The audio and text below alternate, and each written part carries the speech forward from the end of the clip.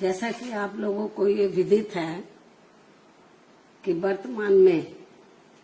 UP की आजमगढ़ लोकसभा की seat पर बाई इलेक्शन हो रहा है। इस बाई इलेक्शन में उपचुनाव में बीएसपी ने भी श्री शाह आलम उर्फ गुड्डू जमाली को चुनाव के मैदान में उतारा है। जो हमारे ये उम्मीदवार यहाँ के स्थानीय निवासी हैं तथा ये बीएसपी से कई बार विधायक भी रहे हैं। इन्होंने कोरोना काल में वह बाढ़ आदि के समय में भी पीड़ित लोगों की काफी मदद की है। वैसे भी ये अक्सर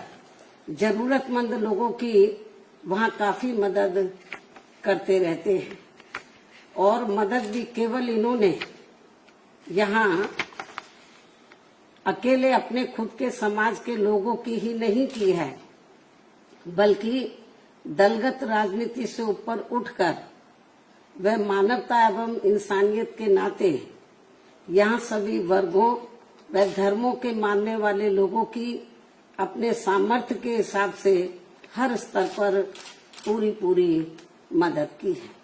जबकि दूसरी पार्टियों के उम्मीदवार ऐसे समय में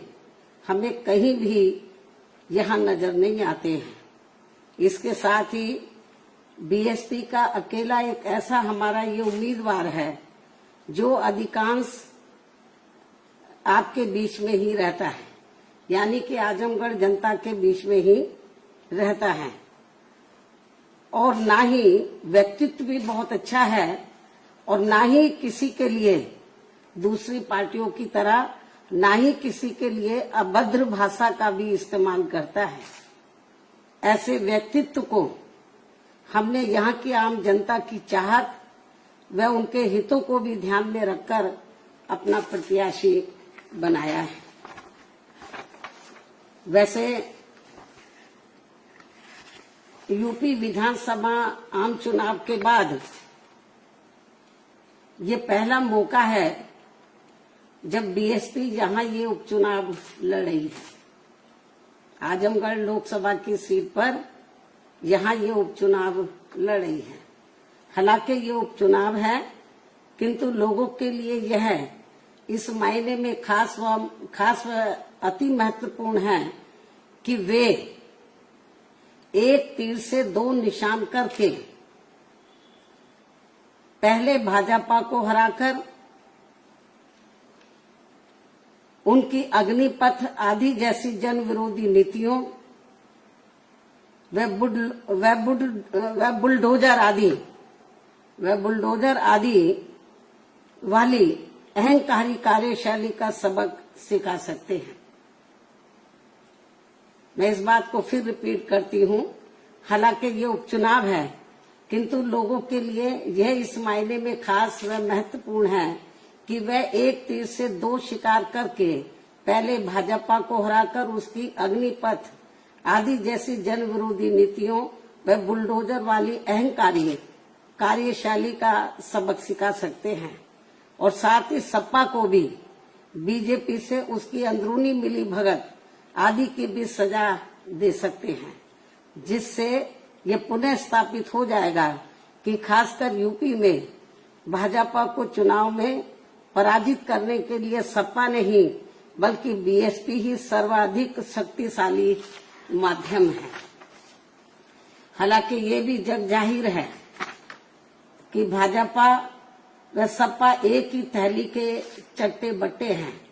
तथा ये दोनों हमेशा एक दूसरे के पूरक ही रहे हैं। साथ ही इन दोनों पार्टियों की नीति व कार्यशैली एक दूसरे को अंदर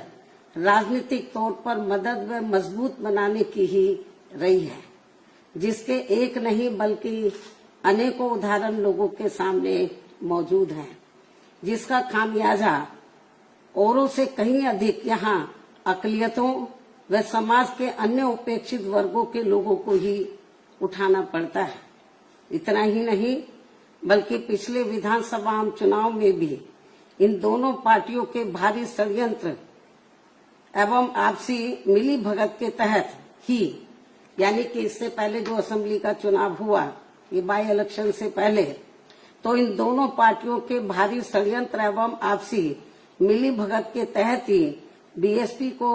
बीजेपी की बी टीम बताने व चुनाव को घोर हिंदू मुस्लिम सांप्रदायिक रंग देने का ही नतीजा था कि बीजेपी यहां दोबारा से सत्ता में वापस आ गई। इतना ही नहीं, बल्कि पिछले विधानसभा चुनाव में भी इन दोनों पार्टियों के भारी षड्यंत्र एवं आपसी मिली भगत के तहत ही बीएसपी को बीजेपी की बी टीम बताने व चुनाव को घोर हिंदू मुस्लिम सांप्रदायिक रंग देने का ही नतीजा था कि बीजेपी यहां दोबारा से सत्ता में वापस आ गई और अब लोग अपने आप को यहां काफी ठगा हुआ सा महसूस करने लगे हैं। वास्तव में वैसी गलती खासकर विशेष एक समुदाय के लोगों को अब यहाँ आगे नहीं दोहरानी चाहिए। खासकर आजमगढ़ के लोकसभा उपचुनाव में तो ये गलती बिल्कुल भी नहीं करनी चाहिए। इसके साथ ही ये भी बहुत उम्मीद है कि इस चुनाव के परिणाम बीएसपी के पक्ष में आने की संभावना की वजह से भाजपा सरकार की जन विरोधी नीतियों व कार्यशैली आदि पर काफी हद तक अंकुश भी लग सके, जिसका फिर लाभ सब समाज के लोगों को जरूर मिलेगा। इसलिए अब आजमगढ़ के सभी वर्गों व धर्मों के लोगों से मेरी पुरजोर यही अपील है कि वे यहां से बीएसपी के उम्मीदवार को जिताकर प्रदेश व देश को जनहित व देश हित का बड़ा संदेश जरूर दें। इस उम्मीद के साथ ही अब मैं अपनी बात यही समाप्त करती हूँ। धन्यवाद।